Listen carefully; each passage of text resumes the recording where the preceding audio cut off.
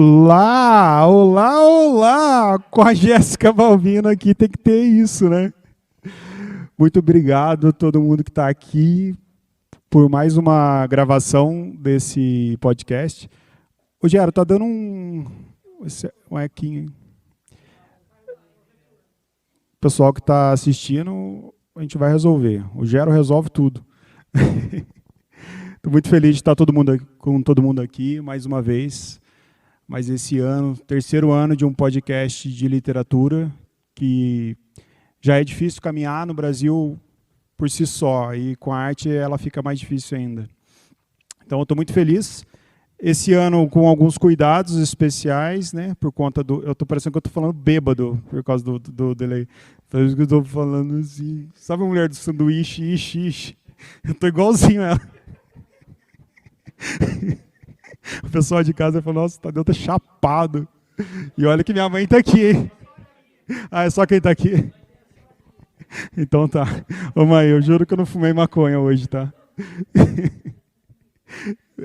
Então quem tá em casa é isso. Eu tô ouvindo um delay aqui, mas vai resolver. E é isso, gente. A gente teve que tomar alguns cuidados, a gente teve que fechar um pouco a plateia para convidados mesmo. A gente escolheu as pessoas que estão no nosso coração para estar aqui, o pessoal que luta pela cultura também, pela arte imposta, o pessoal que gosta também de literatura e de arte. Isso é muito legal. Então, tomamos as medidas possíveis, né? Estamos aí, a maioria vacinada, o pessoal tá se cuidando também, a gente sabe disso, sabe a luta que está sendo. E que bom que a gente está podendo se abraçar de novo, né? Se encontrar de novo. E sem mais delongas, quero convidar aqui para o palco ela que foi minha host no podcast por 2 anos, mas a casa é dela ainda, vira e mexe, ela aparece. Senhoras e senhores, Jéssica Balbino, para apresentar comigo.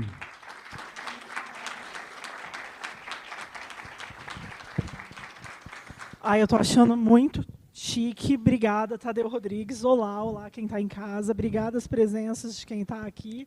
Estou achando muito chique, assim, você me chama. Nós estamos combinando ainda, ó. Achei muito sucesso. A gente está combinando, a gente tem roupa, caô, a gente está muito chique. Parabéns pelos 3 anos. A Jéssica acompanhou Rabiscos ininterruptamente por 2 anos e a gente nutre uma amizade muito grande. E quando eu pensei no teatro de novo, eu falei, não, tem que ser com ela para rodar bem. E obrigado por estar aqui comigo. Eu que agradeço, eu adoro eventos presenciais, então estou muito feliz. É o primeiro evento que acontece aqui na Companhia Bela de Artes, né, nesse momento de pandemia, então estou contente que seja com o Rabiscos, estou contente que seja com você, Tadeu, e com vocês que estão aqui, com a Mel e com todo mundo que veio prestigiar. A gente está tomando aí os cuidados, tentando dentro do possível, e é exatamente isso que você falou, né? É muito difícil fazer arte no Brasil de 2021, na pandemia, mais difícil ainda.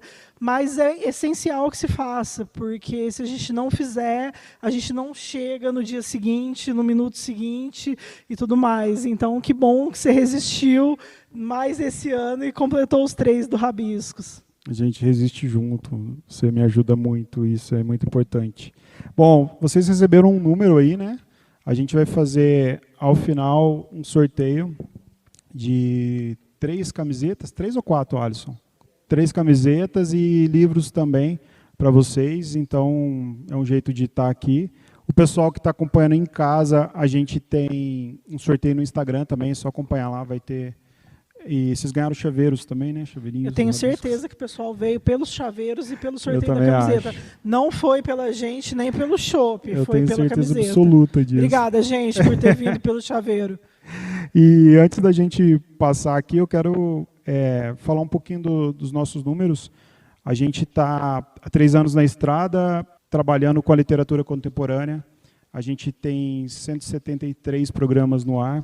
E eu sei que é um público muito nichado, mas é um público que acompanha de verdade, assim, é um público que critica quando tem que criticar, que está lá. A gente tem um público muito variado. Hoje a gente chega próximo dos 100 mil downloads.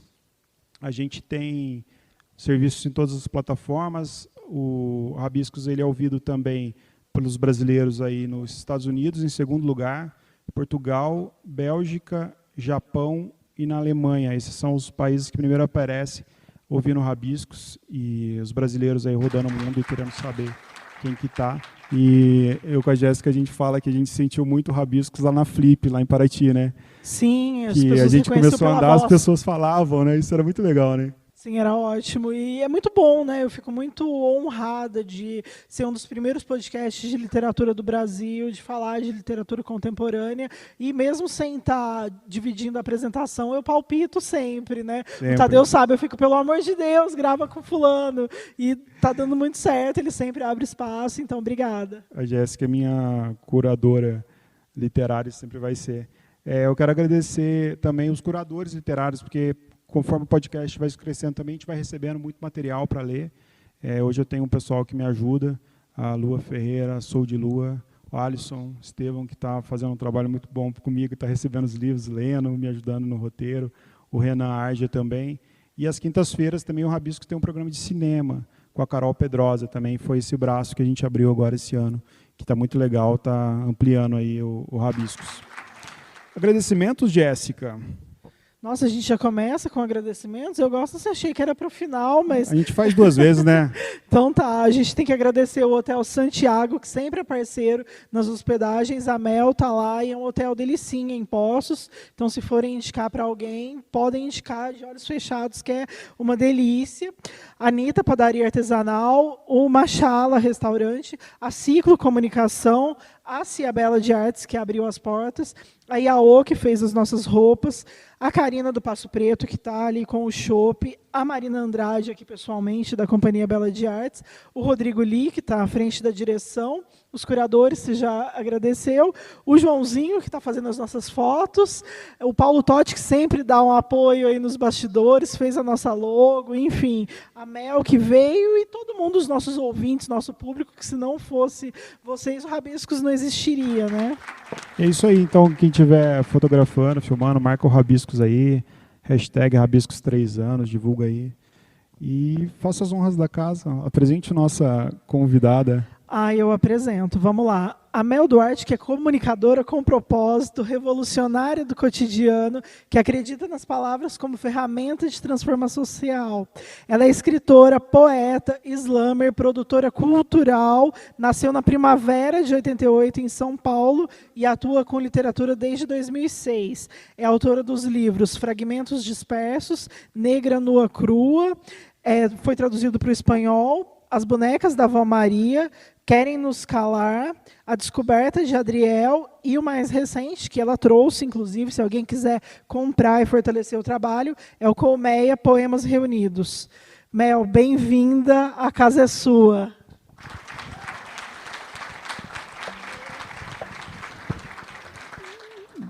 A gente vai começar com a Mel fazendo uma apresentação para a gente. Eu com a Jéssica a gente vai assistir também, já já a gente sobe. Olá, estão me ouvindo? Está chegando? A Jéssica e o Tadeu me disseram assim quando eu cheguei. Mel, você consegue fazer uma apresentação ali para a gente? Eu falei, mas a gente não ia só conversar? Não, mas faz umas poesias. Eu falei, tá bom, né? Estamos aqui para isso. Eu queria dizer que eu estou muito feliz de estar aqui com vocês hoje. Muito obrigada pelo convite. Que saudade de poder ter essa troca, de poder ver as pessoas, de interagir de verdade. Inclusive, estou muito nervosa, tá, gente? Porque faz tempo que eu não me deparo com pessoas assim. E isso é muito bom e gera uma energia toda diferente, né, para a gente que está nesse processo de distanciamento social. E é muito bom estar aqui, então, muito obrigada pelo convite. Planto sementes de fala para crescer raiz palavra. Reconheci essa força que me sustenta de forma sagrada. Fiz da escrita minha espada mais afiada. Mastiguei o verbo e te entreguei como oferenda, numa bandeja de prata. Navego o verso livre nas folhas, quando o pensamento algema. Deixo a correnteza fluir e transbordo poema. Me deram a caneta e eu escrevi. Com o microfone não foi diferente. Hoje registro a história que vivo aqui para evocar a memória de meus antecedentes. Ouvi o chamado dos ventos, ouvi o chamado dos ventos. Guardei um trovão no peito como talismã e escrevi meus próprios enredos sob as bênçãos de minha mãe Yansan. Para a gente começar essa noite abrindo caminhos e chamando todas as energias femininas que nos regem. Como a Jéssica falou aqui, esse ano tem sido um ano muito difícil para quem é da área das artes. E eu costumo dizer que a poesia é o patinho feio dessa área, porque é aquele lugar que as pessoas sempre falam, mas você só escreve? Como se fosse algo muito simples, como se a gente não precisasse ter foco e estudar e investir na nossa própria carreira. E eu sou muito feliz por fazer parte de uma geração que encontrou na poesia e na palavra um aparato de sobrevivência. Aqui estamos nós, donas de nossas próprias palavras, revolucionárias do cotidiano, regando a terra outrora batida por nossas antepassadas, firmando nossas pegadas, sabendo que hoje, cada vez que nossa fala se propaga, equivale a 10 que antes foram silenciadas. Mulheres de uma geração atrevida, filhas dos saraus e das batalhas de poesia, alquimistas, libertárias, propagandistas da oralidade, compartilhando nossa travessia e bradando a nossa realidade, sempre semeando essa terra verbo fértil, perpetuando nossa existência através de versos, escrevendo quantos poemas, manifestos forem necessários por dia, para cada vida interrompida ter mais valia, não mais invisíveis, não mais mercadoria. Se querem nos privar, ocuparemos espaços. Se querem nos apagar, escreveremos livros. E se querem nos calar, vamos falar mais alto. Obrigada. Esse poema está no meu livro Querem Nos Calar, Poemas para Serem Lidos em Voz Alta, que, na verdade, é uma antologia onde eu reúno 15 nomes de mulheres da cena do slam, do poetry slam, das batalhas de poesia do Brasil.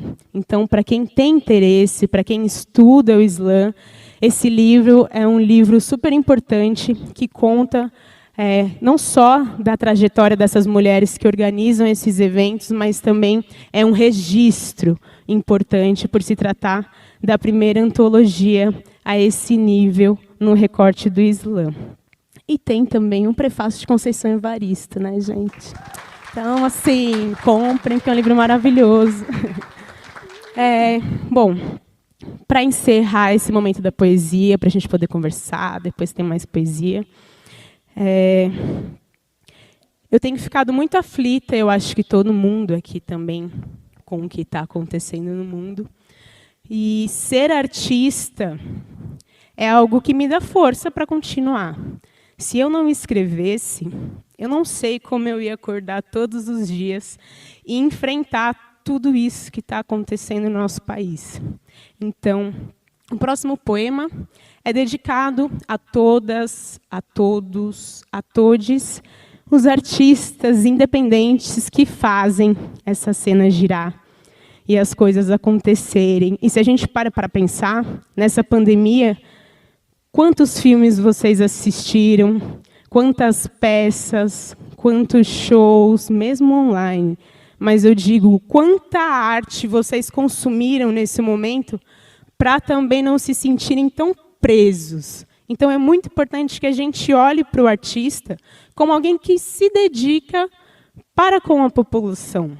A gente tem esse dever de fazer essa troca. E é importante que tenhamos nosso trabalho valorizado.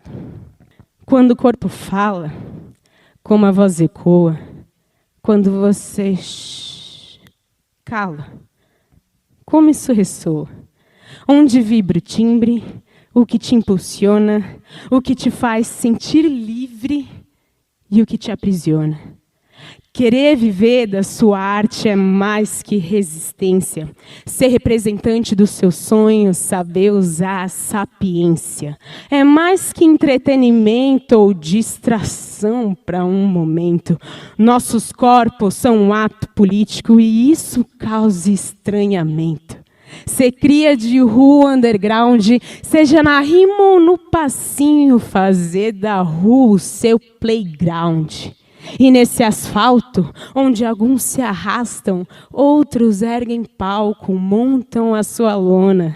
Periferia é a arte que respira. Para além de ser poeta, é ser a própria poesia. Eu estou falando de deslocamento, da voz ao movimento, sair do lugar comum e explorar novos conceitos, escurecendo os argumentos, é mais que flow, é ter talento. Eu estou falando da verdade que pulsa no peito e lembrar que antes de fazer sucesso é importante ter reconhecimento. Riscando o chão com passos largos, deixa que as mina toma de assalto, quero ver mais tchum-tchá, tchum-tchum, tchum-tchá, corpos livres pelo baile, respeito por quem tá no corre. Se ela bate o cu, tá pela ordem, entenda, não precisa que a toquem, somos cria solta nessa selva, notem, e sobreviver é muita treta. Para quem não vem de área nobre. Demarcando o nosso território, a quebrada também tem repertório. Não subestime o nosso trabalho diário. Retorno bom é fazer nossa arte, tirar um salário. Há batalhas que vêm para o bem, dos bailes blacks até as ligas de funk, explorando nas palavras ou na dança algo que faça sua mente ir além, das batalhas de rima até levar o slam para o palanque, um corpo que vibra, se manifesta e é atuante para que a minha geração sobreviva a esse massacre constante. Retomar o que é nosso por direito, por mais espaços públicos para o povo periférico, que nossa dança ressoe em corpos presos por preconceitos, que nossa palavra atravesse barreiras e no peito cause efeito, que nosso som extravase e chegue aos ouvidos mais primitivos, que nossa imagem sobreponha tudo que antes foi aprendido e que de uma vez por todas reconheçam as nossas artes com o valor merecido. Obrigada. Bora, Tadeu, bora, Jéssica. Acabou o recreio. Não dá vontade de falar nada, só ficar ouvindo, né? Eu acho, vamos ficar ali, a Mel comanda aqui, aquelas bem loucas. Pode continuar, né? mais 1h30 só. Beba sua cerveja aí. A gente está bebendo aqui só porque a gente está no palco, não pode beber aqui dentro. Desculpa, gente, alô. Desculpa aí. Nossa, Licença poética, lembrar, chama. a gente fez testes de Covid para estar aqui hoje, então estamos tomando, de fato, todas as medidas. É isso. Mel, que alegria ter você no Rabiscos. Poxa, a gente coroa 3 anos com muita alegria, com muita honra também de ter você aqui. E eu falo que quando a gente coloca o podcast no mundo, a gente não tem a fronteira mais das cidades. A gente está no interior de Minas, sul de Minas Gerais, e a gente chega a tanto canto assim, né?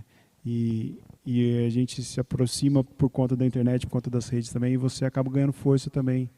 Então, seja bem-vinda. Obrigada. Quando você falou de Paraty, eu me lembro de estar com Dona Jéssica caminhando nas ruas e as pessoas pararem e falarem do Rabisco. Eu fiquei super feliz, porque eu falei, ai, que demais. Porque é diferente, querendo ou não, né, tá na rádio, tá numa outra plataforma, então nem sempre as pessoas vão reconhecer quem está por trás. E é muito legal ver que vocês têm esse reconhecimento. Eu achei chique. É verdade, a Mel estava comigo, a moça me reconheceu pela voz. Ela falou, você é a Jéssica Balbino, eu reconheci a sua voz. Eu falei, misericórdia, eu não posso mais nem falar nessa Paraty. Mas tudo bem. Saudades. Muito fina, né? Mas estamos aí. Mel, eu te apresentei falando quem você é profissionalmente. Mas eu queria já começar aqui, eu me inspirei muito livremente numa entrevista que a Riane Leão, que também é uma poeta queridíssima, fez com a Luz Ribeiro, que é nossa poeta queridíssima, nossa irmãzinha também. E eu achei o máximo e também me inspiro no Fábio Porchat para te fazer algumas perguntas. Para a gente fugir um pouco do mais do mesmo. Você já veio em Poços algumas vezes, então já te entrevistei todas essas vezes que você veio. Você já foi entrevistada no Rabiscos, então quem não conhece pode ir lá ouvir a entrevista. Falou do Mormaço, que é seu disco, enfim. E aí, para descontrair, fazer uma coisa um pouco diferente, Tadeu e eu combinamos de fazer umas perguntas mais fora do roteiro. Então, eu queria que você falasse quem é a Mel, fora da apresentação que eu fiz. Quais são os seus medos, quais são os momentos de refúgio e prazer, enfim. Quem é a Mel? Pergunta difícil, né? Ela já começa com uma coisa profunda, que estou me sentindo na analista. A Mel é uma pessoa muito inquieta, muito comunicativa, mas, ao mesmo tempo, é uma pessoa muito envergonhada. Ela tem uma problemática, às vezes, assim, de se misturar. E no palco e na poesia isso funciona de outro jeito. Mas, além disso, é uma pessoa muito amiga, muito leal, que gosta muito de dançar e de beber uns bons drinks. Adoro estar acompanhada de pessoas que têm uma energia boa e que celebram a vida, porque eu sou uma pessoa que faço questão de celebrar a vida, ainda mais agora. Eu acho que cada vez mais a gente tem percebido pequenas conquistas, pequenas revoluções diárias como coisas importantes para a gente celebrar. Então, eu sou essa pessoa que gosto de agitar celebrações alheias também. Agito mesmo, gosto de uma festa, uma bagunça. E acredito muito no ser humano. Apesar dos pesares, a Mel, pessoa física, acredita muito no ser humano e espera, assim, continuar. É até engraçado a Mel falar que é tímida, né? Porque quando a gente fala de você, a primeira coisa que as pessoas falam é que você declama muito bem, né? E vocês puderam perceber que ela declama muito bem, né? Eu acho que eu te conheci no Sesc, naquele sarau que você fez, 7 mulheres. Não era um negócio assim? Foi. Lá no Sesc Campinas. Foi a primeira vez. Eu falei, Jéssica, fiquei encantado com a Mel, assim, como ela declama bem. E você falou, você coloca para fora tudo que você sente, sua poesia, sua energia. E como que você se formou, assim? Qual que é a primeira lembrança da sua vida que vem na sua cabeça, assim? Com a palavra? Não, com a sua Não, vida essa aí a gente mesmo. já Minha sabe, vida foi com mesmo. 8 anos na escola. Todo mundo sabe, até meu pai sabe. Como eu me formei na... Tua primeira lembrança na vida. Minha primeira lembrança? Se a analista da Mel estiver assistindo Meu esse Deus, eu vou podcast, mandar para ela depois. Anos de análise economizados aqui, vamos lá. Nossa, minha primeira lembrança, gente, eu tenho uma lembrança muito viva de um aniversário meu de 3 anos, que foi o aniversário que eu me perdi dentro da minha própria casa. E foi terrível. Porque eu era muito pequena e estava rolando uma festa, e o que me deixava mais indignada é que a festa era para mim, mas ninguém percebeu que eu sumi. E eu me perdi, assim, e isso para mim ficou na minha cabeça durante muitos anos. Então, a primeira lembrança que eu tenho de mim muito pequena é perdida na minha festa de aniversário. Assim. Nossa, que dó! Ainda bem que a gente se perdeu hoje, né? Que bom que ninguém se perdeu aqui hoje na festa de aniversário do podcast. Que bom. Adorei. Você me pergunta a primeira lembrança, eu estou pensando em uma coisa assim. Lá. E essa Mel lá de trás, assim, ela conversa com essa Mel de hoje, assim, como? Olha, às vezes ela me dá várias broncas. E quanto mais eu me envolvo com outras mulheres, quanto mais eu faço parte de encontros, de conversas, de grupos, mais eu percebo o quanto eu preciso resgatá-la. Porque essa Mel é uma Mel muito agitada, muito agitada. E eu trabalhei muito para conter um pouco ela, porque eu era inacessível para as pessoas. Eu tinha uma energia tão grande que eu não conseguia nem me comunicar direito, porque eu falava extremamente rápido extremamente muito, e aí, no fim, ninguém me entendia. Eu era muito ansiosa. Eu permaneço sendo uma pessoa ansiosa, mas eu precisei trabalhar esse lado dessa criança ansiosa para encontrar a Mel adulta um pouco mais tranquila, mas no lugar da essência de olhar as coisas de uma forma mais inocente. Isso é algo que eu preciso resgatar, que eu acho que todos nós precisamos resgatar o tempo todo. Essa inocência que a gente tem quando é criança, e que é pura, que é muito gostosa, e que traz palavras e vivências muito bonitas, mas a gente vai podando ao longo da vida. Então, quanto mais eu me envolvo com crianças, mais eu percebo o quanto eu preciso resgatar esse lugar da inocência. É só se perder dentro das festas que, de repente, Pode ser. aparece. A gente falou no começo sobre a pandemia e tudo mais, e eu acho que é importante lembrar, né? A pandemia não acabou, a gente permanece numa pandemia, a gente permanece vivendo uma pandemia num governo extremamente autoritário, genocida, e que nos empurrou para a situação que a gente está. Então, a gente é sobrevivente de uma pandemia até agora, né? A gente não sabe ainda por quanto tempo mais, e sem querer puxar negatividade nem nada, mas para celebrar, de fato, isso, né? A gente está vivo aqui hoje, depois de quase 600 mil mortes. Todo mundo seguramente conhece alguém que faleceu, ou próximo, ou não, mas todo mundo enfrentou um tipo de luto, de internação de pessoas, de medo. Faz 1 ano e 7 meses que a gente vive com medo. Então, a gente está vivo, mas com medo. E aí eu queria te perguntar como é que você tem se mantido viva até aqui, nessa pandemia, nesse sistema, enfim. A gente estava ali conversando ali fora com a Lorena e falando, a gente se viu a última vez em 2019. O que aconteceu? A gente trabalha junto, e aí? A gente está se vendo hoje, quase 2 anos depois. Como é que você se manteve para chegar aqui? Eu tive pequenas mortes nesse processo. Acho que grande parte. Quem disser que passou por isso tranquilo, que foi tudo bem, está mentindo na cara dura, assim, porque é impossível. Eu acho que todo mundo teve um momento de montanha-russa, assim, nesse processo que foi grande. E para mim não foi diferente. E principalmente por conta de não ter perspectiva para com o nosso trabalho, de não entender o que vai acontecer com a gente, com a classe artística em geral, assim, de ver muitas coisas sendo travadas, muitos projetos sendo parados, muitas ideias que estavam começando a caminhar e não puderam ter continuidade nesse processo. Então, tudo isso me desanimou bastante. Assim, é difícil você querer manter o ânimo, o amor, a coerência, tudo isso, quando você vê um país desabando e você se sente impotente, né? Porque você fala, putz, o que eu posso fazer na prática? Será que eu consigo chegar amanhã e mudar alguma coisa? Infelizmente, não, é um processo. Então, nesse processo, eu morri algumas vezes, mas o que me segurou, principalmente, foi a minha rede de afeto. E a senhorita está inclusa nisso. E várias pessoas às quais eu pude pedir socorro, às quais eu pude conversar. Eu acho que, nesse momento, isso também ficou muito claro para todo mundo. Assim, quem realmente está com você e quem só está lá a passeio. A gente pôde... Foi triste, porque acho que os ciclos de amizade diminuíram muito, e até familiares, por conta de várias questões também. Acho que todo mundo arrumou uma treta com algum familiar por conta de política. É um negócio muito doido.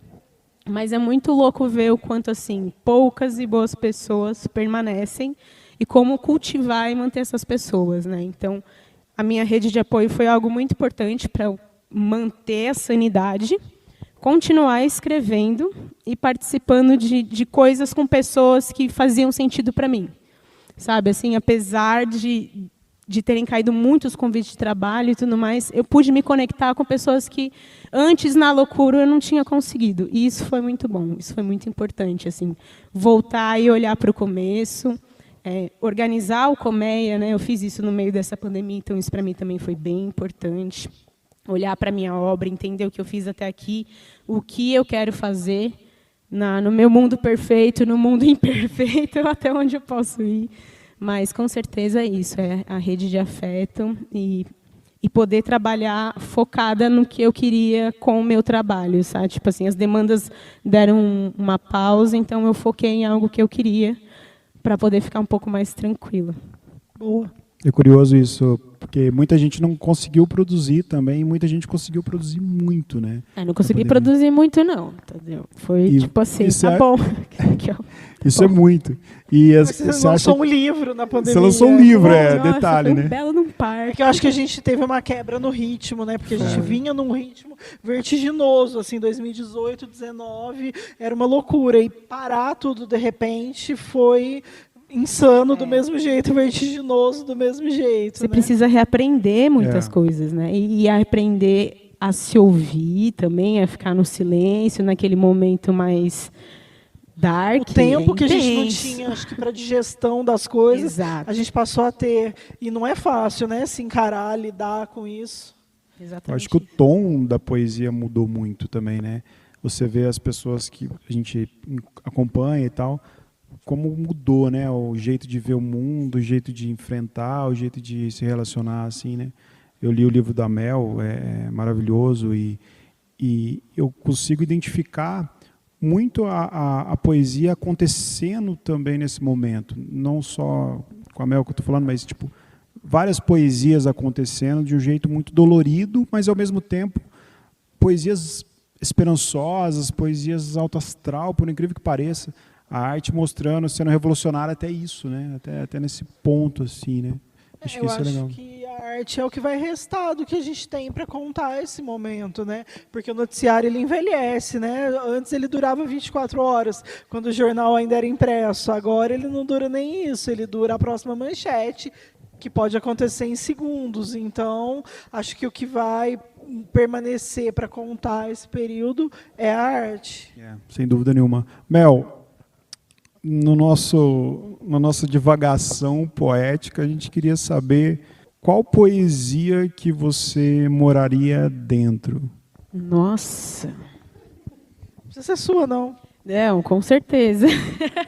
Com certeza vai ser de outra pessoa. Não, pior que eu não vou saber falar ela agora, porque...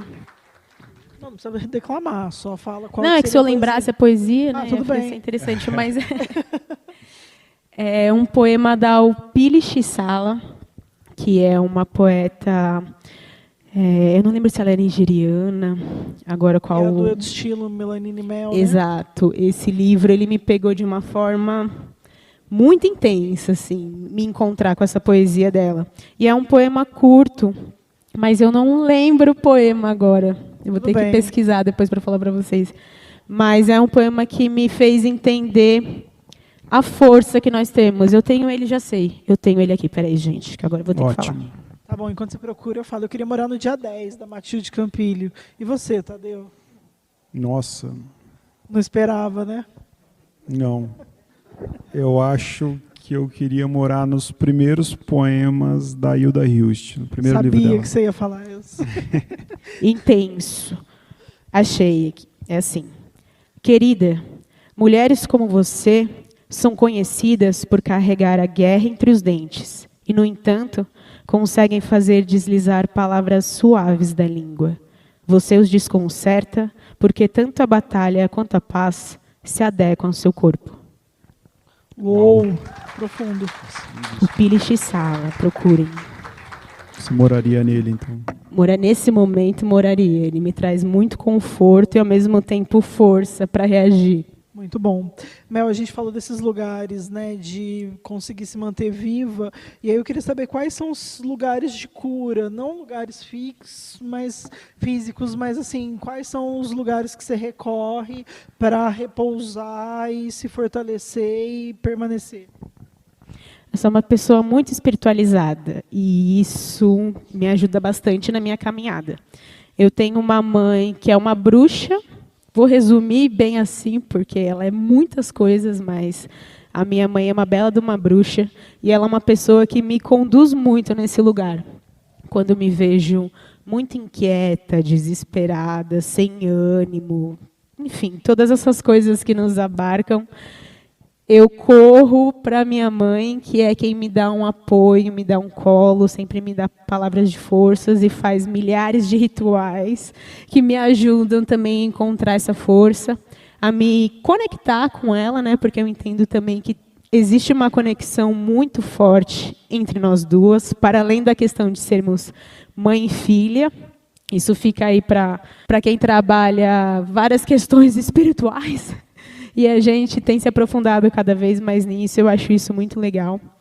E encontrar nesses rituais coisas que me fazem bem. Então, eu sou uma pessoa que gosto muito de rezar, que gosto muito de acender minhas velas e fazer meus rituais quando eu me sinto presa com algumas questões. Então, eu tenho rituais que eu incorporei para mim mesma, que funcionam, assim, e observar as pequenas dicas, as pequenas coisas que me assopram, assim. Eu sei que eu tenho minha mãe aqui que me assopra muitas coisas, então cada vez mais ficar ligada a essas coisas que chegam, porque de fato são coisas que me fazem caminhar de um jeito mais bonito, do jeito que eu acredito que as coisas devem ser. Então, quando eu sinto que eu estou me perdendo, ou que eu preciso ter essa reconexão, eu entro nesse lugar.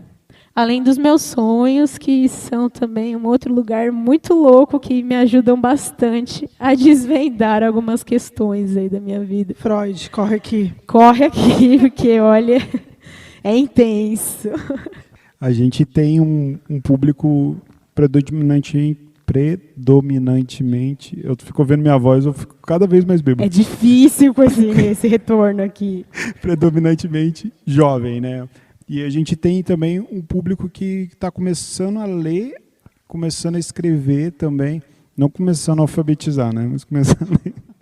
E a gente tem muita procura assim por pessoas que têm vontade de ser lida, querem mostrar o trabalho, assim. E é legal falar com alguém que está produzindo, alguém que já tem uma bagagem, tem uma experiência. O que você pode falar? Assim? Eu gosto de perguntar isso porque eu sei que muitos ouvintes estão lá com vergonha, escondendo assim, a poesia.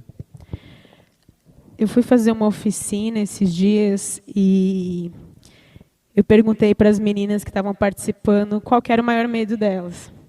E elas me disseram que era expor o que escrevem.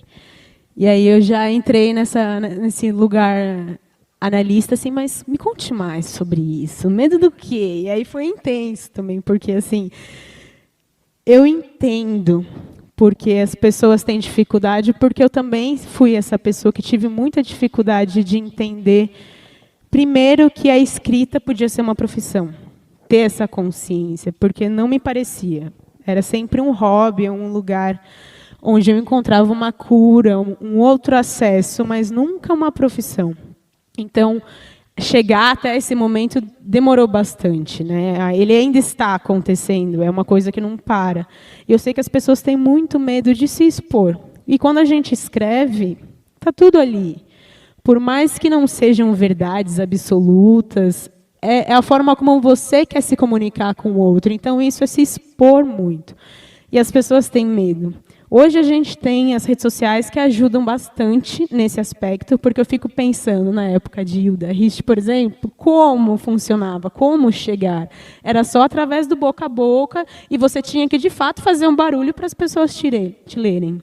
Hoje a gente consegue ter o nosso próprio espaço, fazer a nossa divulgação e fazer com que isso chegue em mais pessoas. Mas não pode ter medo.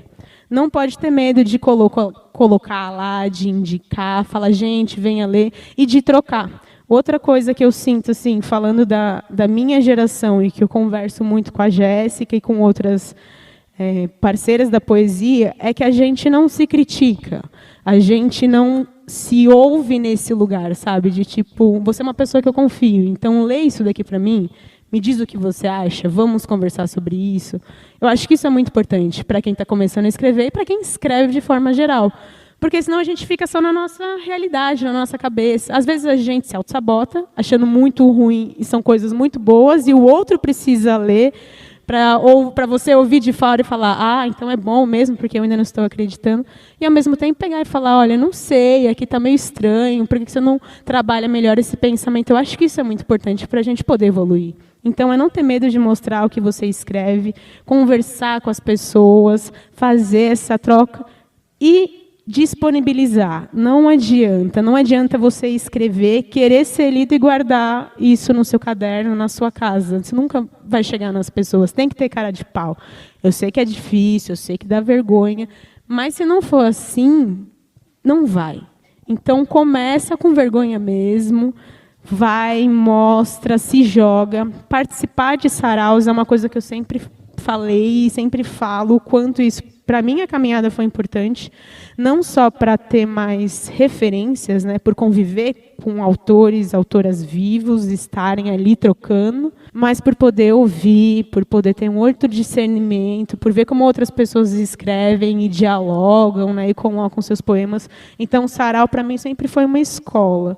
Eu sei que hoje a gente está passando por esse momento, mas eu acredito muito nessas trocas coletivas. Então, se você escreve, não guarda para você. Tenha um coletivo onde você possa trocar, participe de eventos literários, porque só dessa forma as pessoas vão te conhecer e você também vai ter que começar a ter mais esse olhar crítico para as coisas que você faz. Fazendo um gancho, então, você que já tem uma caminhada, você consegue lembrar um dos dias ou o dia que você mais teve orgulho de si mesma? Nossa, a galera aqui tá braba.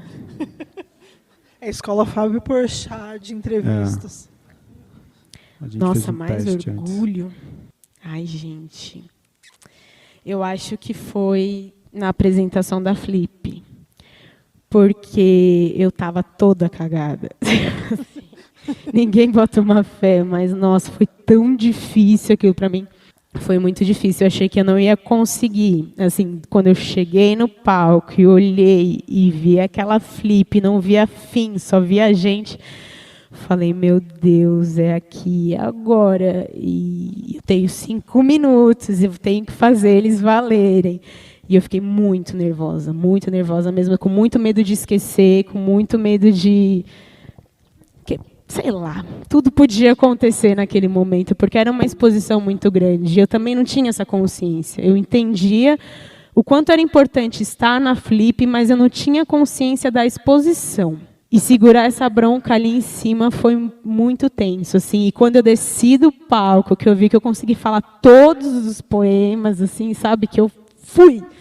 Eu falei, isso, nossa, não acredito. Eu fiquei muito orgulhosa. Podia declamar algum pra gente, um desses lá da Flip, você lembra? Consegue? Um que estava na Flip, sim. Espera que eu vou pegar aqui a colinha. Aqui é só na calça curta. Só. A Mel, ela soube o que fazer com 5 minutos de fama dela. Ela fez poesia e deu certo. Fiz muita poesia. Ela fez muita poesia naqueles 5 minutos. Tem um vídeo no YouTube, para quem não viu, ela parece relaxadíssima, ela sobe no palco, dança, tira uma onda e... Ninguém fala. Mas é muito louco, né? Só a gente sabe o que a gente passa, um negócio assim. Esse poema que eu fiz, que eu levei para a Flip, que é um poema que na época estava mexendo bastante comigo, eu escrevi depois de participar de uma oficina na Fundação Casa, com os meninos que estavam lá, né, em liberdade privada, junto ao Poetas Ambulantes, que foi um coletivo que eu fiz parte durante 6 anos e que continua na caminhada. E Poetas Ambulantes é uma dessas coisas em coletivo que me ensinou muito a ser poeta, a ser cara de pau, a não ter medo. E o nome desse poema é Coração de Mãe. Frestas invadem janelas, ruídos, sistemas, celas, risadas amarelas, um reflexo, uma luz que não reverbera. Fardas são singelas e a mente não oxigena. Faltam palavras, trocas, telas, poemas. Existem almas sinceras que clamam por atenção. Existem almas que precisam dar e receber perdão. Uma pausa do mundo, seres confusos, exclusos, sentimentos, sentir medo, sentimos tudo. Ações e reações por impulso, resgatar mentes em desuso. Meninos labirintos, menores em idade, maiores descaminhos. Querer seguir adiante, mas como ultrapassar o abismo? Na falta de conhecimento, improviso. Na sobra de tantos conselhos, corro o risco. O estudo é a arma de tiro certo. mas a ignorância faz seu trabalho desde cedo. Veja bem, não querer bancar o esperto vai lhe manter mais perto de quem lhe guarda dentro do peito. Deixe que as palavras pétalas que saem de mim sirvam de semente e rascunho para o teu jardim. Observe e absorva tudo que lhe rodeia. E lembre-se, coração de mãe é grande sim, mas não cabe na cadeia. Uou!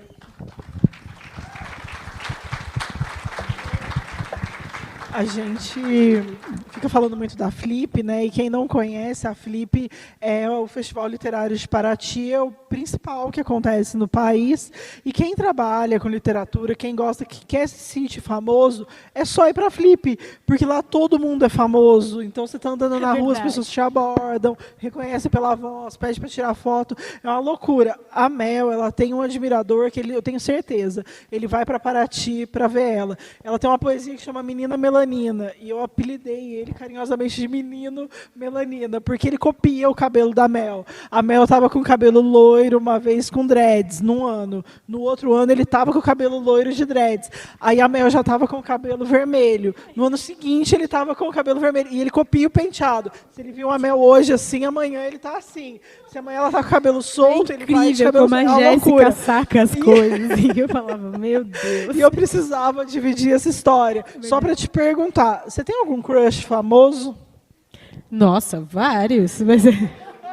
Mas principalmente muito distante, né? Assim. Porque se você é a crush famosa do Menino Melanina, quem é o seu? Ai, gente, não é nem brasileiro. Ah, não. Você quer um brasileiro? Alguém, sei lá, é que eu tô pensando no crush mor. Não, tem né? que ser alguém do rolê. Famoso, mas do rolê. Não tão famoso. Ai, amiga, tá bom, você sabe quem é. Black Alien. Ah, é o nosso, Crush. né? O da Jéssica é o Dalton muito, Vig. você é louco. Não, o Dalton Vig também, mas o Black Alien Não, o Dalton também. Vig é coisa da Jéssica, né? Eu tinha um fã-clube do Dalton Vig, e as pessoas que ouvem o Rabisco sabem. Não é mentira, é verdade. Ela foi até na casa da mãe do Dalton Vig, não foi? Você foi na casa da mãe do Dalton Vig. Eu fui na casa da mãe do Dalton Vig. Agora, eu encontrei uma atriz que ela grava Poliana com o Dalton Vig. Eu falei, por favor, fala de mim para ele. Estou esperando esse retorno. Eu estou esperando esse retorno. Tamo aí. Por onde Nem estará sei o que eu ia Dalton Vig? perguntar. Eu não sei. Oi? Não sei por onde anda o Dalton Vig. Fazendo Poliana, no SBT. Acabei de falar, não é mentira. Ah, e tipo, agora sim. É agora. Tá rolando nesse momento. Tá, pausaram as gravações por causa da pandemia, voltou Gente, agora. ela sabe tudo. Claro, meu crush famoso. De cara, não, nesse momento é o Titio Black. É o nosso também, porque eu também tenho um crush no Black Alien. A gente falou do poema que você moraria dentro e da música ou do álbum que você moraria dentro. Nossa. Tem que ser desse momento. Eu não tenho uma coisa que há de infinito. Nesse momento, eu moraria dentro do álbum da Loé de Luna. Bom mesmo é estar debaixo d'água. Pelo amor de Deus, que álbum maravilhoso.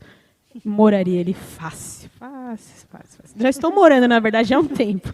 Não consigo parar de ouvir. Mas é um disco muito bom, muito bom.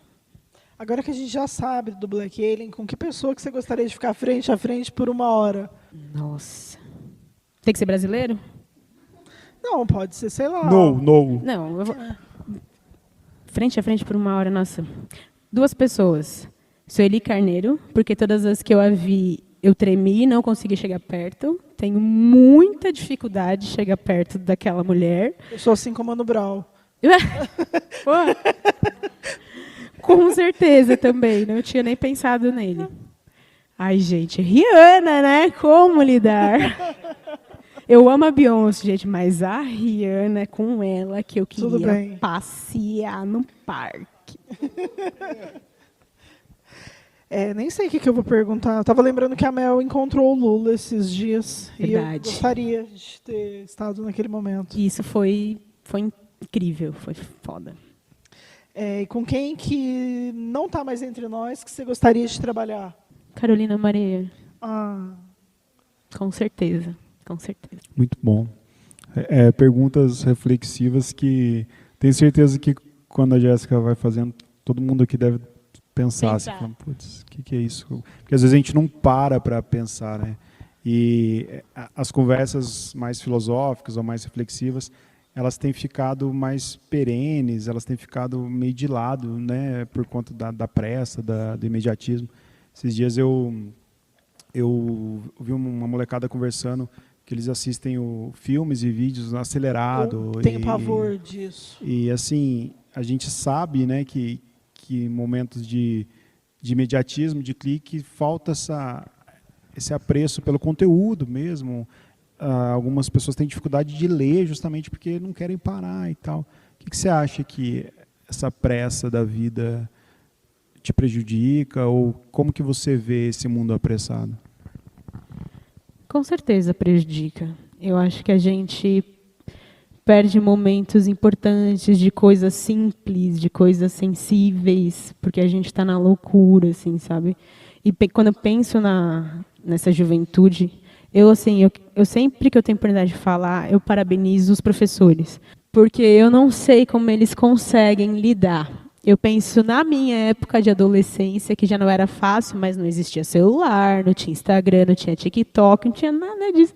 Eu imagino agora como você consegue, em sala de aula, por exemplo, fazer com que os alunos prestem atenção. Então, fica aqui meu parabéns, porque vocês são guerreiros. Mas eu penso que todo esse movimento acaba deixando as coisas mais efêmeras. E talvez, nesse momento, as pessoas elas estejam tão saturadas, e quando eu digo saturadas é do mundo, de todas as coisas, de todas as dificuldades, de todas as questões políticas que abarcam tudo, não só o Brasil, porque nem só olhando aqui para o nosso próprio umbigo a gente se sente incapaz, quando a gente olha para tudo que acontece no mundo. E eu acredito que isso vem para anestesiar. Sabe, as pessoas entram num looping e você anestesia, e você vê rápido, você ouve rápido para você ver mais, para você ficar cada vez mais anestesiado. Porque quando a gente para assistir um slam, por exemplo, que é um evento que às vezes demora 3 horas, que é um evento longo, são 3 rodadas, né? Cada poeta vai lá se apresentar, às vezes são 20, 25 poetas para se apresentar só na primeira rodada, e você está lá assistindo, ouvindo, isso faz com que você pare para refletir. Vários pontos do que vai ser dito ali vão te pegar em algum lugar e, por vezes, podem te incomodar. E as pessoas têm tido cada vez menos vontade de se sentir incomodadas, se sentir impressionadas, de parar para refletir de que forma elas estão, de fato, contribuindo ou não, sabe? Eu acho que quando pega nesse lugar de fazer a pessoa refletir, questionar, ela fala, não, agora não, que eu não estou para isso. E aí vai. E esse fluxo é contínuo. E por isso que a gente precisa cada vez mais conversar com a nova geração, com essa molecada que está na escola, de entender que, assim, olha, a gente precisa parar, observar, aprender a escutar. Não é só ouvir, é escutar. Não é só ver, é enxergar, para que as coisas não sejam tão rasas. Porque eu acho que de raso a gente já está bem, né, assim, superado. A gente precisa evoluir. E eu acho que a evolução só parte disso, da escuta, da conversa, mas com tempo, sem querer acelerar o processo. Porque o processo de ninguém é rápido. É muito difícil, né? Mas nesse novo momento as coisas passam desse jeito. Isso me incomoda bastante. É uma coisa que eu falo muito com a Jéssica, o quanto eu fico incomodada, como tudo é muito superficial. E aí é difícil adentrar, é difícil fazer a poesia chegar. Porque de que adianta você preparar um texto de 3 minutos para levar no slam, que você ficou lá treinando e tal, só que são os poemas de 3 linhas do Instagram que conseguem arcar, pegar mais seguidores, mais views, e aí você fala, putz, foi um processo de estudo para chegar nesse texto, foi todo um tempo dedicado para ele também passar assim, ileso. Então, é complicado. Não, fazer Reels, para mim, é a morte. Você tem que compactar em 15 segundos muito toda a sua difícil. mensagem. E eu sou a pessoa do textão, então é difícil demais E aí você converter fala essas rápido, linguagens, até a né? própria fala fica Fica difícil de diferente. compreender. Sim, Tipo, por quê? é real. Mas acho que uma coisa que você falou sobre a escuta, eu gosto muito de reforçar isso. E acho que o slam, o sarau, eles trazem muito isso, esses lugares de escuta. E a literatura também, né? Acho que o que a gente está fazendo aqui hoje é um exercício de escuta, não só se ouvindo, mas quem está aqui para ouvir, né? As pessoas saem de casa sabendo que elas vão ficar no mínimo 1 hora ouvindo. E acho que esse tipo de troca precisa ser mais valorizado. Em contraponto, a gente tem os podcasts que as pessoas ouvem cada vez mais. Então, que bom, né? Que bom que a gente faz parte dessa história. Enfim, que bom que a gente tem essa importância da escuta latente com a gente. Mas que momento histórico que você queria ter vivido? Eu estou lacaniana hoje. Eu corto os assuntos aqui. Vamos que vamos. Panteras Negras, com certeza. Estaria eu lá com a minha boininha bem bonita, causando. Com certeza eu Bem gostaria armada, de viver esse momento, causando. muito bem armada, com palavras e afins, mas esse é um momento que eu gostaria de estar presente. Eu sinto muito... a poesia geralmente é muito ligada ao amor romântico, ao amor lírico também, né? E muitas vezes quem não conhece muito poesia ou não lê, não tem o hábito de ler poesia, acha às vezes que poesia é só isso também, né? Que você só vai ter frases bonitinhas sobre amor, sobre sentimento, e não entende a poesia como uma forma revolucionária, como uma forma de barreira. Mas o amor também pode ser revolucionário, o amor também pode estar em vários cantos, assim. Como que você conceituou o amor, assim, na sua amplitude? Nossa, não, isso é muito profundo. Como eu acesso o amor. Nossa, eu entendo o amor em coisas muito sutis. E eu acho que são as coisas sutis que fazem ele ser grande. Não necessariamente grandes anunciações de amor ou grandes provas de amor nas redes sociais, por exemplo, ou em lugares assim muito visíveis, que às vezes eu vejo os famosos expondo muito esse lugar, pensando nesse amor romântico. E isso, eu não enxergo a totalidade do amor ali. Eu acho que o amor está num lugar que só vê quem está ali sentindo. E não vai ter rede social, não vai ter câmera que vai conseguir captar isso de fato para quem sente. E eu entendo ele de verdade assim como um passarinho. Para mim, o amor ele tem que estar presente quando ele se sente confortável de estar presente. E não pode estar engaiolado, não adianta querer prender, aprisionar esse tipo de sentimento. Então, eu vejo muito como um passarinho, que pode estar disponível onde quiser, ser livre quando quiser e ficar quando quiser.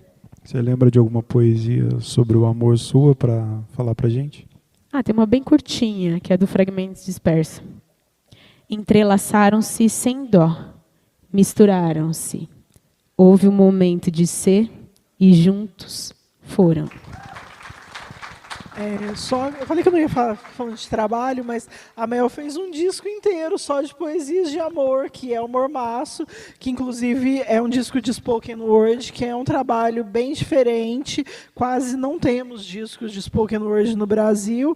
Então, se quiser falar um pouquinho do Mormaço, acho que vale, está dentro do assunto. E o Mormaço foi um grito, foi uma explosão de sentimento, porque eu estava passando por um momento que eu estava sentindo muita necessidade de falar sobre amor. E por estar no slam há muito tempo, quem acompanha slam sabe que slam é sangue nos olhos, é revolta, a galera tá lá querendo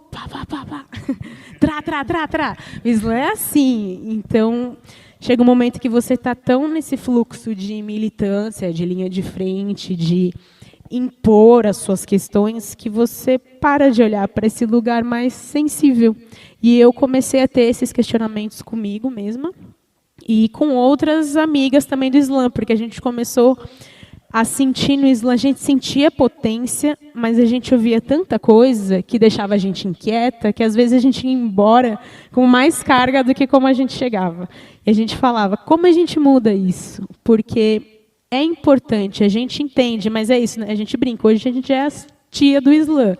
A Rô já é a avó, eu, Luz, Mari, Luísa Romã, a gente já é as tia, porque já tem uma geração nova que está no outro fluxo do Islã. E aí, esse lugar da gente já ter passado por essa energia toda e chegar aqui, a gente fala, acho que eu quero um pouco de acalanto, eu quero um pouco de cuidado. E daí vem o mormaço, dessa inquietação, da necessidade de ouvir coisas que eu não estava ouvindo naquele momento, de querer falar sobre amor, sobre sexo, sobre tesão, principalmente sobre corpos pretos se amando. Isso, para mim, era muito importante. Então, eu vim de um gap de ficar muito tempo sem falar sobre amor e, consequentemente, sem escrever. E eu percebi o quanto isso começou a me fazer mal, até que eu falei, para tudo, vou fazer um disco. Então, na falta, né, de alguma coisa, vou fazer logo um disco e só vai ser sobre amor. Eu quero trazer essa energia que eu quero sentir para o meu trabalho, porque eu entendo também que a gente tem essa responsabilidade. Não adianta a gente só ficar falando, mas o Islã está chato, mas o sarau é isso, mas é aquilo, tá, mas eu que faço parte da cena, como que eu mudo isso?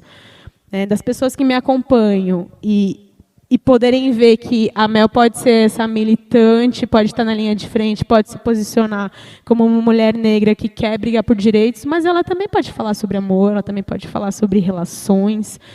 E eu acho isso importante, né? Como artista, como ser humano, e poder se experimentar. E o Mormaço foi uma das apresentações, assim, das experimentações mais legais que eu tive. Mas, infelizmente, a pandemia veio, não deixou a gente trabalhar os shows como a gente gostaria, porque a proposta é justamente essa, ser pessoalmente, né? O Mormaço, ele traz uma outra energia, uma outra vibração, ele tem uma outra proposta. A proposta dele é acalmar, é parar mesmo, é sossegar, ouvir, transar e gozar. Ouçam, tá no Spotify. Dá lá, gente. Falar, tá no manda Spotify, pro né? crush, aproveita, porque é babado. Aproveita o verão, né? Corpos suados de calor. É isso. Sei que a pandemia está Aproveita a difícil, atmosfera. mas quem já é casado, quem está namorando, aproveita, manda uma musiquinha lá, fala, olha, vou botar uma música diferente hoje pra gente Quem não brincar. tá, já manda pro crush. Para fazer vontade, entendeu? É isso. Tá funcionando aí, me contaram. Não sei. Mel, o que você gostaria que tivesse na sua lápide? Eu estou encerrando já, assim, caso vocês não tenham percebido. Eu não estou aqui. Não sei se eu estou pronta para responder isso. Não mete uma frase, não sei, depois você muda, você não vai morrer agora mesmo? É. Se você morrer, a gente já sabe. Aqui jaz uma poeta lida. Aquelas. Quem passar fala, nossa, ela é poeta. Foi vou lida. procurar o livro dela. Depois da morte. Adorei. Vai ser lido depois de morta. Aí não tem graça. Alguém quer fazer alguma pergunta? O Gero tem um microfone, só levantar a mão, ele leva. Devagar, gente, um de cada vez. Calma, devagar. Respirem. Perguntas? Daniel lá, ó. Não? Achei que o Daniel ia perguntar. Aproveita, Ele só deu um tchau pra se gente. quiserem entrar no bonde da Jéssica aí, dessas perguntas estranhas. Olha lá, a Ju quer perguntar. Mentira. Sabia. Oi, Ju. Oi, Mel. Oi. Dá pra ouvir? Prazer. Eu li um conto que você escreveu num livro que foi entregue pela TAG, O Partes de um Corpo. E aí você falava da boca, né? E eu não quero falar muito para não dar spoiler, porque vai que alguém não leu ainda, né? E quer ler. Eu queria saber em qual momento você estava pensando. Você estava pensando num passado ou você estava pensando numa pessoa do futuro, depois de uma pandemia, ou uma pessoa antes dessa pandemia, durante? Eu queria saber qual que era essa pessoa, entendeu? Em que momento que ela estava. Qual foi a viagem, né? Isso. Que foi a viagem. Esse conto da TAG foi... Ele já era estipulado que eu precisava trabalhar uma parte do corpo. Então, eu queria muito ter pego as mãos, mas essa já tinha escolhido. E aí eu falei, vou pegar a boca, então. E Jéssica foi uma pessoa que me acompanhou muito nesse processo, porque eu sofri bastante para expurgar esse conto. E quando eu pensei na boca, eu pensei na oralidade. E aí eu falei, como que eu conto essa história, né? Como que eu vou trazer isso? E aí eu falei, bom, vou começar por mim mesma, da minha própria experiência. Então, se eu estou pensando na minha boca, na voz, eu pensei nesse corpo. Eu vou ter que dar spoiler, gente. Acho que tudo bem. Tudo bem. Não tem como comprar. Não tem como né, o comprar, livro. é verdade, é só para assinantes, né? Então, lamento para vocês. Eu assim. dei uma... Um dia eu vou ver se eles me liberam para eu postar. Eu dei uma digitalizada, assim. Ah lá, pronto. Só- Depois só vocês um chamam processo. ela. Aí, enfim, quem Boa. quiser depois passa o e-mail. Tô brincando. Ai, boa, boa. E foi essa viagem de querer contar essa história, pensando que talvez a pessoa que foi quem carregou todas as memórias não pudesse mais falar. E isso é um medo que me cerca. Então, eu parti de um medo meu. E se um dia eu não puder mais falar? O que vai acontecer? E como eu mantenho as minhas lembranças, minhas memórias vivas? E aí, no conto, quem traz essas lembranças é a própria boca, né? Ela que vai descrevendo o que aconteceu com essa poeta que esquece, que acaba perdendo a fala e tudo mais. Então, foi um processo muito louco de olhar para um lugar que eu tenho muito medo e pensar como eu poderia superar isso. E já que eu tenho esse lugar que é a boca, que é esse lugar muito sagrado para mim, assim, eu quis trazer ela para esse centro e deixar ela contar essa história. E foi um conto, né, já que a gente teve um retorno muito legal. Assim, eu fiquei muito feliz, porque ele é muito autobiográfico, eu acho. Ele vai num lugar muito profundo, assim, de análises minhas, mas de experiências que eu tive. Então, eu fiquei com medo que as pessoas não fossem entender, eu acho, assim, sabe? Mas eu fiquei muito feliz que entenderam, que chegou, que fez sentido. Obrigada. Obrigada. Temos Alguém mais perguntas? quer- Pessoas... tem Olha lá. ali. A Paula. Boa noite. A gente conversou um pouquinho no começo, né? Eu falei que nós fazemos parte de um projeto que tenta promover o Islã dentro das escolas e tal. E sentada aqui, vendo você falar, eu não consigo parar de pensar nos alunos que gostariam de estar aqui. E a sua grande maioria são jovens, né, meninas e meninas pretas. E olhando para a plateia hoje, assim, a gente vê que a grande maioria são pessoas brancas, assim. E não sei, gostaria de saber se tem alguma dica, assim, para a gente poder inverter esse jogo.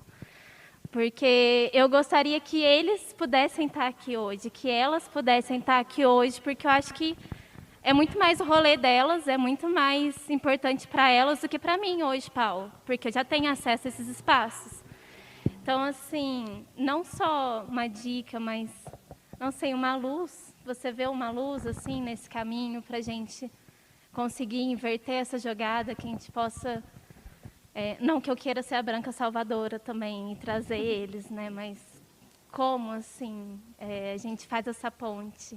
Bom, primeiro, assim, dá a bronca no Rabiscos, que da próxima vez eles vão chamar os alunos e as alunas. Verdade. Deixa acabar a pandemia pra gente ter... Essa é a a verdade. gente não tinha, nem se a Mas- gente quisesse, não tinha como. Pode passar a live em sala de aula também, não é mesmo? Sim, podemos. Às vezes é uma boa, assim, porque nesse momento eu sei que é mais difícil. Eu gosto muito de fazer encontro com escolas, eu acho que isso é muito importante. Vamos, fácil, tranquilo, isso não é um problema. Porque aí é o lugar, é onde eu acho que faz sentido também. Eu acho que é muito importante estar aqui, até porque eu preciso vender livro, eu preciso fazer que as pessoas conheçam o meu trabalho, e isso está dentro de uma certa faixa etária. Com os adolescentes, o trabalho está num outro lugar, né? Esse trabalho de construção, de mostrar referências, de mostrar opções, né? De dizer que sim, ser escritora, ser poeta pode sim ser uma opção. Não vai ser fácil, mas se você quiser, você pode estudar para isso, você pode trabalhar com isso. Eu acho que o importante é mostrar a opção, porque até pouquíssimo tempo, nem como opção, isso era dado. Então, acho que isso é muito importante. E trabalhar nesses pequenos poros. Para mim é muito importante. Então, pode me chamar para ir na escola, para começar assim, isso acontece, tá? Né? Se tem uma coisa que a gente gosta é estar com escolas e com alunos, porque eu concordo com isso que você acabou de falar. Eu entendo que, a depender do espaço físico, nesse momento que a gente está, a gente ainda não consegue chamar todo o público que a gente quer. E também entendo que, assim, eu não conheço Poços de Caldas, eu não sei como é a questão da negritude aqui nessa cidade, porque eu vim pouquíssimas vezes, mas eu não conheço. Caso vocês saibam que existam, né? Porque deve existir nesse momento, tem que existir. Se não existir, a gente já vai causar encontros e centros, né, que são ligados a questões da negritude. Se tiver, é legal fazer essa ponte também. Olha, está rolando tal evento, está acontecendo tal coisa. Eu acho que agora a gente ainda está encaminhando, mas antes da pandemia eu consegui ver um grande acesso de pessoas pretas nos espaços onde eu estava indo me apresentar. Isso já me deixava muito feliz. Claro que vai depender de cidade para cidade, vai. Mas também é importante que outras pessoas... É importante que eu chegue em você, porque você vai chegar neles. E você vai chegar em outras pessoas também. E eu acho que, de qualquer forma, chegar já é um caminho muito importante nesse momento. E, do mais, é aquilombar, é conseguir fazer essas redes de apoio. E eu sei que, às vezes, começando uma conversa com as suas alunas, elas vão ter o insight de repente, criar um próprio grupo para começar a estudar, porque isso já aconteceu em outros espaços. Então, às vezes, só falta uma faísquinha mesmo. E a gente está aqui para isso. Se não for para isso, não faz sentido, sabe? Então, pode me cobrar. Bora. Só fazer uma meia-culpa, eu acho que é muito um reflexo das bolhas que a gente vive, né? Os nossos convidados aqui de hoje são os nossos amigos, são as pessoas próximas, as pessoas que estão envolvidas com o Rabiscos. E sendo Tadeu e eu pessoas brancas, a gente está mais envolvido com pessoas brancas. E isso é extremamente racista e é a sociedade que a gente vive. Então, a gente tem mais amigos brancos do que amigos pretos. E é um esforço curatorial no podcast fazer isso separitário, termos convidados negros e brancos e indígenas, termos números de mulheres equiparado ao número de homens, e isso ainda precisa ser pensado. Seria o melhor dos mundos se não precisasse ser. E cada vez que eu faço uma curadoria, a Mel sabe, a gente trabalha junto, pensando quem são esses corpos que estão aqui, e pensar essas interseccionalidades. Eu comecei um projeto com o Gabriel, pensando corpos dissidentes, que está para além dos corpos pretos apenas, mas os corpos de povos originários, os corpos dissidentes, então, que enquadra corpos gordos, corpos deficientes. A gente não tem pessoas deficientes aqui, com exceção do meu pai, que é deficiente em razão de um acidente. A gente tem poucas pessoas gordas. A gente não tem nenhuma pessoa indígena aqui, com exceção do Gero. Mentira, sacanagem. E gordo também. E deficiente não, mentira. Mas... então, assim, a gente não tem, e a gente precisa pensar nisso, e falar isso para uma plateia branca é tão importante quanto falar para uma plateia preta, porque cada um aqui tem essa responsabilidade, né? Então, assim, não é só da Mel porque ela é preta, ela é uma mulher preta falando para uma plateia branca, e isso é essencial, porque a gente precisa multiplicar, não é diferencial ser antirracista, é obrigação, assim como é obrigação ser antigordofóbico, ser anticapacitista, e assim... acho que é isso. E eu quero fazer um adendo, porque eu aprendi muito com a Jéssica isso. Porque quando a gente vai nos escavando, eu como homem, branco, hétero, com estudo, né? E a Jéssica... O auge do privilégio. Oi? É o auge do privilégio. O auge do privilégio, E esse reconhecimento, quando eu falo de curadoria... a gente começa a entrar num caminho muito delicado, porque a gente não quer abrir mão das coisas, a gente é acostumado a ter os privilégios. Até onde eu vou abrir mão para conseguir enxergar que o caminho é outro, que vai me prejudicar, entre aspas, você não vai ter tal privilégio que você tem naturalmente, que as suas portas já estão abertas. Então, quando a gente montava as entrevistas do Rabisco juntos, e hoje, por muito que eu aprendi, você começa a conversar com as pessoas e ela fala assim, peraí, você está lendo quantas mulheres? Tá, e dessas mulheres? Quantas mulheres negras? Eu entrevistei a Júlia Dorrico esses dias, que é uma escritora indígena, ela me perguntou, quantos escritores indígenas você já leu? Quantas escritoras indígenas você leu? E você vai vendo que esses discursos são todos necessários. Então, eu, enquanto hoje estou com um podcast, estive com a Jéssica por muito tempo, a gente tem que automatizar isso, ela tem que estar dentro da nossa natureza para que isso seja uma coisa fluida. Assim. Então, eu acho muito legal isso que você colocou, e nós, brancos, privilegiados, a gente tem que se policiar, sim, com essas coisas para romper isso também. Né? Sim, é isso. Mais alguém? Depois eu mandei textão, ninguém quer perguntar. Desculpa, gente. É meu jeitinho. A gente está encaminhando para a reta final e a gente tem um quadro aqui no Rabiscos chamado Na Sua Estante, onde a gente pergunta para o nosso convidado algum livro que goste, algum livro que esteja lendo, ou um livro que está significando alguma coisa nesse momento. O livro que eu estou lendo é... Espera que eu sempre esqueço qual é o nome certo.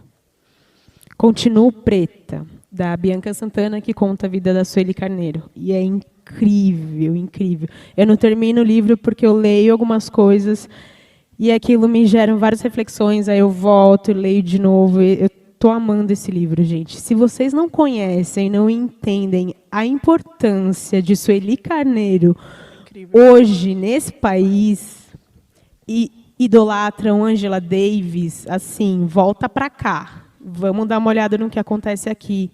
E nas pensadoras e filósofas que a gente tem aqui e que, não, infelizmente, não damos tanta atenção. Então, esse é um livro que eu estou lendo, que eu estou gostando muito. O Dalpili Chisala, que já falei aqui, eu destilo Melanina e Mel. Outro livro que eu comecei a ler hoje é o livro novo da Luísa Romão, Também Guardamos Pedras Aqui. E o último livro que eu li foi o livro da Pan, o Hídrica, Palavra em Estado de Mergulho, que é maravilhoso, maravilhoso. O livro novo da Pan Araújo, que é uma parceira também, que a gente fez parte do Islã das Minas.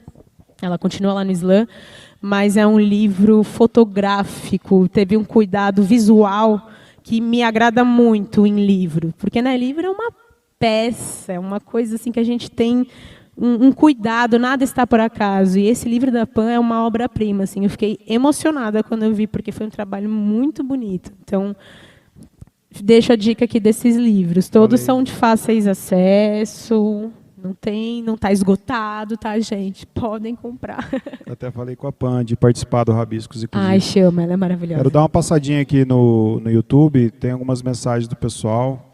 Então, Tati Charlante, Carol, dando um oi à Áurea, querida, que fez as nossas peças hoje, bordado no Rabiscos. Achei lindas, roupas lindas. Daiô. E Marcelino mandando um beijão para nós aqui. Beijo, querido. Marcelino. Aí sim! O Marcelino que já veio aqui presencial aqui, no Rabiscos. Outra pessoa incrível. Mandou aqui, boa noite ao querido Tadeu e as queridas Jéssica e Mel, parabéns ao Rabiscos. Menino igual a abelha no mel, gratidão, Rabiscos. Que querido. E agora a gente vai ter... Não, antes, na sua estante, Jéssica Balbino. Nossa, pega de surpresa. Eu reli o livro da Carmen Maria Machado, que é O Corpo Dela e Outras Farras, que é um livraço, é um livro de contos. Ele é tido como Black Mirror feminista, assim, e vale muito a pena, porque ele mescla uma coisa de distopia, um pouco de insólito. E a Carmen, ela é uma descendente cubana, mora nos Estados Unidos, e é isso, assim, vale muito conhecer a literatura dela. Eu recebi o livro novo dela, mas eu ainda não comecei, e reli esse. E estou lendo um de poesia, também relendo, que é o Não Digam que Estamos Mortos, do Danese Smith. Ele teve na Flip Online, né, o ano passado, e é um autor estadunidense, também é do Poetry Slam. Vale muito a pena, é muito bonito o livro dele, muito gostoso de ser lido, muito arrebatador, assim. Eu terminei de ler Tristeza Infinita, do Antônio Chechernevsky, que é um livro maravilhoso também, carregado de drama, passado no pós-Segunda Guerra Mundial. Ele faz um trabalho bem bonito com a história de um psiquiatra que vai para a Suíça tratar pessoas tristes por conta do final da guerra. Assim, um livro muito lindo, saiu agora recentemente, o Antônio Chechernevsky. Vamos aos sorteios, então. Alisson, Estevão. O Gero vai sortear? Não, a Mel vai sortear, ué. Com a responsa na minha mão. Ó, deixa eu pegar os brindes aqui antes. Ó, lembrando também, é um carro zero, aquele carro que está parado na porta. Lembrando também que a Mel vai estar vendendo os livros dela depois ali, viu? Gente, eu tenho só 6 livros. Que assim, está 6 desacostumada a sair Olha- no olha rolê, isso. entendeu? Aí eu queria trazer uma mala. Eu trouxe tudo na minha mochila. Aí eu não Ó. vou conseguir carregar muito livro. Então, eu só Então, trouxe os 6 6. livros da Mel. Vocês se conversem aí. Com essa mensagem subliminar, a gente se despede. A gente se despede. Gente, obrigado, que delícia falar com vocês. Obrigado, vocês que estão aqui, vocês são especiais de verdade, falei isso no começo, porque a gente teve que limitar bastante o convite desse ano. No primeiro ano foi a entrada livre, a gente chamou as pessoas, mas hoje a gente teve que escolher a dedo mesmo, até por respeito ao comitê do Covid da cidade. Nós precisamos apresentar um plano para eles, falar as pessoas que vinham, o número de pessoas. Então, assim, eu gosto de ver os meus amigos, o pessoal que é artista, que escreve também, que está aqui, pessoal muito talentoso, Gabriel, as meninas do Islã, o Dani, a querida Marília, Jussara, o pessoal que está aqui sempre acompanhando comigo, minha família que sempre viaja para acompanhar os rolês. Obrigado mesmo. E estou muito feliz. Agradecendo mais uma vez o pessoal que fez acontecer aqui, o Joãozinho com a foto, o Gero, querido, sua equipe, a Karina do Passo Preto, do Chopp, que está aí, inclusive saindo daqui, vamos tomar mais uns chopps, hein, gente? Continua os Temos comes. bastante chopp lá e vamos lá, mais gelado agora pelo tempo. E obrigado. Obrigado, Mel. Obrigada. Obrigado, Jéssica. Obrigada. Obrigada. Quero Tadeu. agradecer também. Agradecer ao comitê, né, da Covid aqui na cidade, que liberou para a gente. Agradecer quem veio, de fato. Sintam-se especiais pelos convites, porque realmente foi limitado. Agradecer quem nos ouve, quem aperta o play, quem está com a gente nesses 3 anos. Né, eu não estou mais à frente, mas sigo participando. Vez ou outra eu estou palpitando, vez ou outra apareço lá em alguma gravação, alguma coisa. Então, muitíssimo obrigada. Usem álcool gel, máscara, vacinem-se, viva o SUS. Votem conscientes o ano que vem, se a gente ainda tiver Brasil. Por favor. Ô, Mel, podia terminar com alguma poesia. Por hein? favor. Vou terminar com uma poesia que é a minha favorita no momento. Está no meu livro Colmeia. Para quem está aí em casa assistindo, Colmeia, e quem está aqui também não puder levar o livro hoje, está à venda no meu site, melduartepoesia.com.br. Comprem livro direto da mão dos poetas, o livro vai assinado, daqui uns anos vai valer muito, depois Afinal, quando vocês na verem minha ela vai lápide... ter sido lida. Ela trouxe 6 livros para vender. Ai, gente, desculpa. Eu espero que ela venda os 6 livros. Se não vender, vai ficar feio, hein? Vai ficar muito feio para vocês que foram convidados para estar aqui. Olha a pressão. Vamos lá. Eu não escrevo para incendiar casas, mas para acender faíscas aos olhos de quem me lê. Não escrevo para matar a fome de multidões, mas espero que minhas palavras preencham um vazio que te ajude a se manter de pé. Não escrevo para governar um povo. Eu ouço o que ele diz e utilizo a minha voz para propagar sua mensagem. Não escrevo para obter a sua aprovação, mas para registrar minha trajetória e de tantas mulheres negras que já foram silenciadas. Eu escrevo para acessar lugares em mim que são invisíveis aos olhos, para expurgar pensamentos que não me deixam dormir. Escrevo, pois cada palavra é um atestado da minha condição poeta. E sendo poeta, ainda miúda que sou, escrevo porque a palavra é o que me resta. No mundo conduzido por falsos profetas, nessa briga de egos e dialética, me apego num sopro de esperança que me permite o papel e a caneta. Escrevo para sobreviver e sobrevivendo eu luto. Escrevo se adoeço e escrevendo me curo. E você? Para que escreve? E para onde você escorre quando esse mar palavra transborda? Uou! Muito bom. Mel, obrigado. Obrigada, Obrigada. gente. Muito Obrigado. obrigada, muito obrigada. Pessoal, que Vida longa, Rabiscos. vida longa, Rabiscos. Vamos fazer uma foto, todo mundo? Ah, é possível? verdade, verdade. Joãozinho, João, vem pede daqui de cá de pra cima. cá. Vamos. Todo mundo fica em pé pra gente tirar uma foto. Faz anos que a gente não tira essa foto. A gente já encerrou, pode ir, podemos pode encerrar. Beijo. Pessoal que está em casa, valeu Desculpa. a todos. Tchau, gente. Esquecemos da turma de casa, Foi pô. mal, gente. Valeu a todos. Beijo, obrigada.